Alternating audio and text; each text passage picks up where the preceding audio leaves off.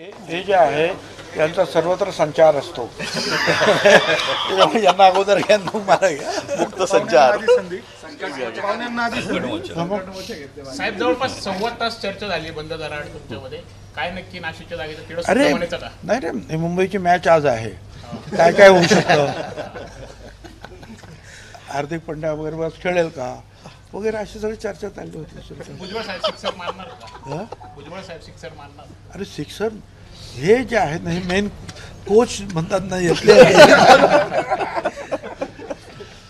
नाही नाही, असं आहे की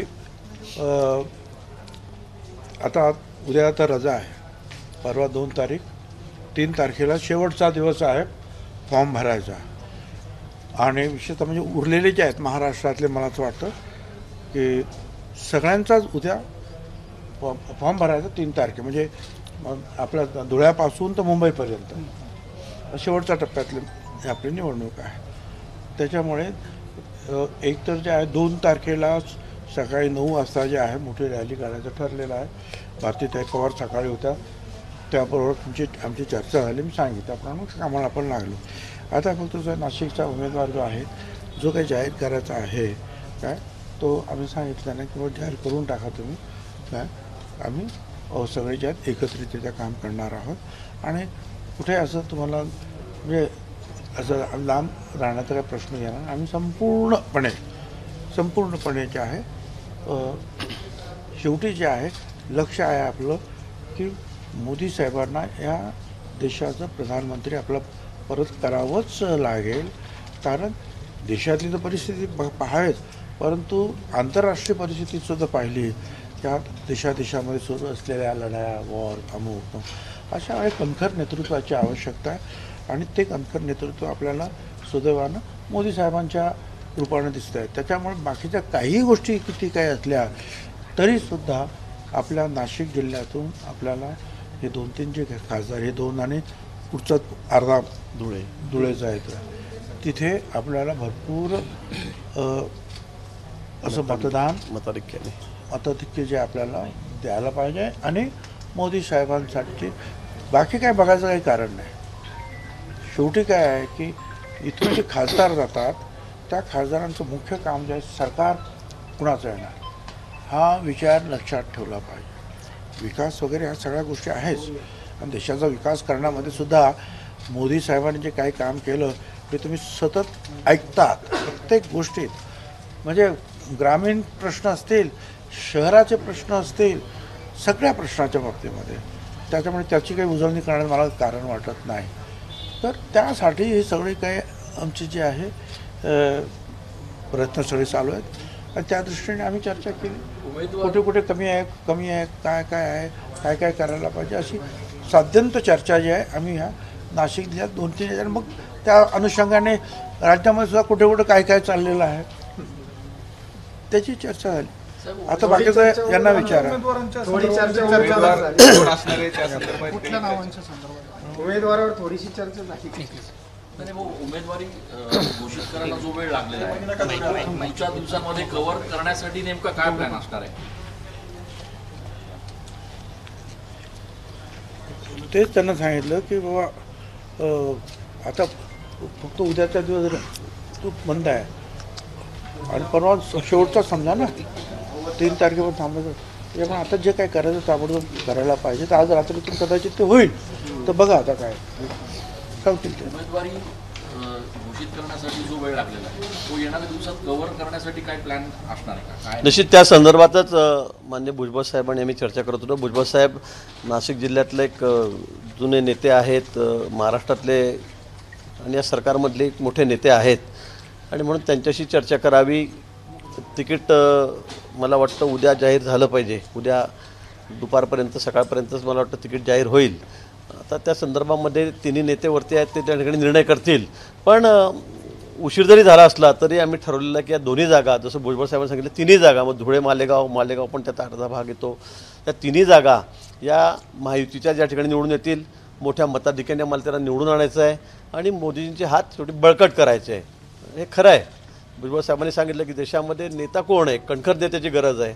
आज आंतरराष्ट्रीय स्तरावर जे सगळ्या घडामोडी घडत आहेत, त्यामुळे देशाला जर पुढे न्यायचं असेल त्याला जर महासत्ता करायचं असेल, पुढे जाऊन सुपर पॉवर करायचं असेल तर मोदीजींशिवाय पर्याय नाही.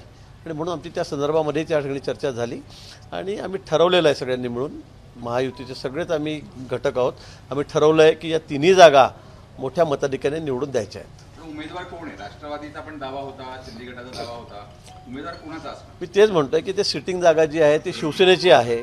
त्या बाबतीमध्ये भुजबळ साहेबांचं नाव आलं, त्यांचंही नाव पुढे केलं गेलं, वरतूनही पुढे गेलं, पण काही अडचणी असतील त्यामुळे अजूनपर्यंत नाव किंवा पक्ष निश्चित झालेला नाही आहे. मी पुन्हा सांगेल की उद्या मला वाटतं एक 10-11 वाजेपर्यंत 11-12 वाजेपर्यंत दुपारपर्यंत या नावाची घोषणा करता आपल्याकडे वेळ पण नाही आहे, कारण परवा फॉर्म भरायचा आहे, त्यासाठी तयारी करावी लागेल, कार्यकर्त्यांनी बोलावं लागेल. आणि म्हणून मला वाटतं उद्या सकाळी 10-11 वाजेपर्यंत या ठिकाणी नावाची घोषणा होईल अशी अपेक्षा आहे. कोणती नावं चर्चेत आहेत सध्या? आता ते काही सांगणार, अजून पक्षाचा चर्चेचा भाग आहे, कोणत्या पक्षाला तिकीट मिळणार आणि त्यानंतर मग उमेदवार कोण याची चर्चा होईल. पण काही असलं तरी पण आमची सगळी तयारी आहे, आमचे सर्व कार्यकर्ते तयार आहेत. आम्हाला फक्त नाव याचीच फक्त आता हे राहिलेली आहे. नाव आलं की मग लगेच आम्ही त्या दृष्टीने त्या तयारीला लागू. परवा तुम्ही बघाल की अतिशय मोठ्या संख्येमध्ये म्हणजे रेकॉर्ड ब्रेक गर्दी आमच्या दोन्ही उमेदवारांची त्या ठिकाणी फॉर्म भरायला राहील. बावनकुळे साहेब नाशिक दौऱ्यावरती होते. बावनकुळे साहेबांनी एक मोठं वक्तव्य केलं, भाजपने नाशिकच्या जागेवरती दावा सोडलेला आहे, त्यामुळे आता फक्त शिवसेना आणि राष्ट्रवादी हे दोघंच राहिलेले आहेत. तेच म्हटलं की इथे सिटिंग जागा ही शिवसेनेची आहे. 2 टर्म झाले शिवसेनेचा खासदार या ठिकाणी आपणही बघतात त्या ठिकाणी, आणि त्यामुळे त्यांचा क्लेम आहे, यात काही दुमत कोणाचं नाही आहे. पण तरीसुद्धा इकडे तिकडे अदलाबदल झालेल्या आहेत काही ठिकाणी. मग आता राष्ट्रवादी काँग्रेस आणि शिवसेना दोघी या बाबतीत निर्णय करतील आणि मला उद्या 11-12 वाजेपर्यंत निश्चित हे नाव जाहीर होईल, कारण आता वेळ तेवढा कमी आहे. दुपारी कोणाला तरी भेटलात, एका महंताला भेटलात दुपारी 2 वाजता. बोललो ना, तुम्ही दाखवलं तरी सगळं. आता किती झालं काय नेमकं सव्वा तास चर्चा झाली 3 मतदारसंघांच्या बाबत.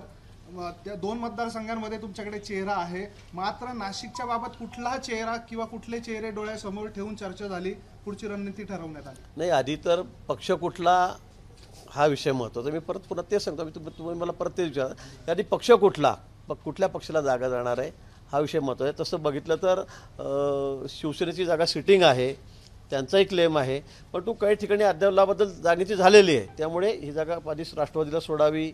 भुजबळ साहेबांचं नाव पुढे आलं, नंतर पुन्हा त्यात काही बदल झाला, तिकडच्या जागेमध्ये बदल झाला, म्हणून मग ही जागा पुन्हा शिवसेना क्लेम करायला लागली. आज बावनकुळे साहेबांनी, आपण मला माहीत नाही पण आपण म्हणतात की त्यांनी क्लेम सोडलेला आहे असेल, कारण इथे 3 आमदार एवढे 77 नगरसेवक असताना सुद्धा सांगितलं असेल त्यांनी की वाटाघाटीमध्ये काही जागा इकडे तिकडे कमी जास्त झाल्या असतील. पण पुन्हा आपल्याला तेच सांगेल की या 2 पक्षांपैकी आता निर्णय होईल आणि अधिक जो अधिकार आहे तो शिवसेनेचा आहे, कारण त्याची सिटिंग जागा आहे. पण काही असलं तरी उद्या 11-12 वाजेपर्यंत पक्षही आणि उमेदवारही यांची घोषणा होईल. भुजबळ साहेबांनी जरी माघार घेतली असली तरी समजा परत दिल्लीतून आदेश आला तर काय होईल? आमच्या हातात काय, मग निर्णय झाला आणि आदेश आला तर आम्हाला फक्त काम करायचं आहे, निवडून आणायचं आहे फक्त, दुसरं काय. मग भाऊ, भुजबळांच्या माघारीनंतर खरं तर ओबीसी नेते अनेक नाराज आहेत, समता परिषदेच्या अनेक ठिकाणाहून उमेदवार उभे राहणार आहेत आणि ओबीसी मत नको आहेत का महायुतीला, असा देखील एक ट्रेंड जो आहे तो सुरू झालेला नाही. असं बघा, देवेंद्रजींनी आधी सांगितलेलं आहे की आम्ही तरी म्हणजे भाजप आणि ओबीसी यांचं नातंही सांगितलेलं आहे. ओबीसी समाज किती खंबीरपणे आमच्याही पाठीशी उभा आहे, भुजबळ साहेबांच्या पाठीशी उभा आहे. भुजबळ साहेब तर नेतेच आहेत, एकमेव असे नेते आहेत आज राज्यामध्ये की जे ओबीसीच्या पाठीशी खंबीरपणे उभे आहेत, त्यात तर कोणाच्या मनात काही म्हणजे शंकाच नाही आहे. आणि म्हणून तात्पुरतं असेल, होईलही तिकीट न दिल्यामुळे समजूत काढू सगळ्यांची, आम्ही काळजी नाराजी असेल, पण मला वाटतं की शेवटी मला वाटतं आम्ही सगळे एक दिलाने एक मनानेच त्या ठिकाणी लढू. आणि मी पुन्हा सांगेल की मागच्या वेळेपेक्षा जास्त मताधिक्याने आमच्या या 3 जागा यावेळेला निवडून येतील. शांतिगिरी महाराजांनी म्हटलंय की महायुतीकडून मी अजूनही इच्छुक आहे, मी मागे हटणार नाही. आजच त्यांनी दुपारी हो, मग मी आज त्यांच्याशी बोललो, आपल्याशी त्यानंतर बोललो. माझी आणि आदरणीय शांतिगिरी महाराजांची त्या ठिकाणी भेट झाली, बऱ्याच वेळची आजवर चर्चाही त्यांची माझी झालेली आहे. त्यांनी आग्रह धरलेला आहे की बाबा मला या ठिकाणी जागा लढायचीच आहे. एक फॉर्म त्यांनी शिवसेनेचा भरलेला आहे. मला वाटतं त्याबद्दल तसं असेल आणि जागा जर शिवसेनेला गेली तर माननीय मुख्यमंत्री महोदय त्या बाबतीमध्ये निर्णय घेतील. आपण दोघंही ज्येष्ठ नेते आहात, अनेक निवडणुका आपण पक्षांसाठी जिंकून दिलेल्या आहेत. दोघंही नेते एकत्र येणाऱ्या दिवसांमध्ये कशा पद्धतीनं प्रचार करणार आणि किती ताकद लावणार की जेणेकरून हा जो मधला गॅप आहे तो भरून निघेल? आम्ही पूर्ण ताकदीने या ठिकाणी लढणार आहोत, अतिशय चांगल्या पद्धतीने नियोजन करणार आहोत. आणि मी पुन्हा सांगेल की गेल्या वेळेपेक्षाही जास्त मताधिक्याने आम्ही या तिन्ही जागा, धुळे, मालेगाव, दिंडोरी आणि नाशिक, या तिन्ही जागा आम्ही निवडून आणणार आहोत. भाऊ जळगावला आणि तुमचं सगळ्यांचं सहकार्य आम्ही घेणार, काळजी करू नका. जळगावला रक्षा खडसेंसाठी एकनाथ खडसे हे बैठका घेतात अशी माहिती आता समोर आलेली आहे. काय वाटतंय, एकनाथ खडसे जे आहेत ते भाजपमध्ये देखील प्रवेश करणार अशी मध्ये चर्चा आता त्यांच्याकडे मला समजतच नाही. मुलगी राष्ट्रवादी काँग्रेसची महिला आघाडीची विंगची अध्यक्ष आहे. सध्या खडसे साहेब कुठे आहेत हे मला माहीत नाही. त्यांनी राजीनामा दिला अशी बातमी तुम्ही छापतात, दाखवतात, दिला का नाही मला हे माहीत नाही. आमच्या रक्षातही आमच्या भाजपच्या खासदार आहेत आणि आता ते उमेदवारही आहेत. त्यामुळे परिवारामध्ये खूप गुंतागुंत आहे त्यांच्या सगळी पक्षाची कुठल्या, त्यामुळे ते मला माहीत नाही. आणि मी सध्या जळगाव जिल्ह्यामध्ये, मी सध्या बाहेरच राज्यभर फिरतो आहे. मी 1-2-3 दिवसांनी जळगावला जाईल, त्यावेळेला मी माहिती घेईल काय चाललं काय नाही ते मला माहिती आहे. त्यांचं मी सांगितलं की त्यांचा संबंध डायरेक्ट PM साहेबांशी आणि अमित भाईंशी, नड्डाजींशी आहे मान्य. त्यामुळे ते आम्हाला खाली विचारत नाही, तसं तिकडे त्यांचा काही संबंध येत नाही आमच्याशी फार. त्यामुळे वरतूनच त्यांचा निर्णय होईल काय जो असेल तो. ते भाजपच्या उमेदवाराचंच काम करतायत तर तुम्ही त्याचं स्वागत करताय? नाही, भाजपच्या उमेदवाराचं काम करत ते घरातलंच काम करतायत. ते घरातलंच काम करत आहेत. रक्षाताई आमच्या त्यांच्या सुनबाई आहेत. आता पुन्हा मुलगी त्यांची शरद पवार साहेबांकडे आहे. पुन्हा विधानसभा आली की मग ते तुतारी वाजवतील, त्यावेळेला 2 महिन्याने आपल्याला दिसतील. त्यामुळे ते पारिवारिक काम आहे त्यांचं सगळं. ABP माझा, उघडा डोळे बघा नीट.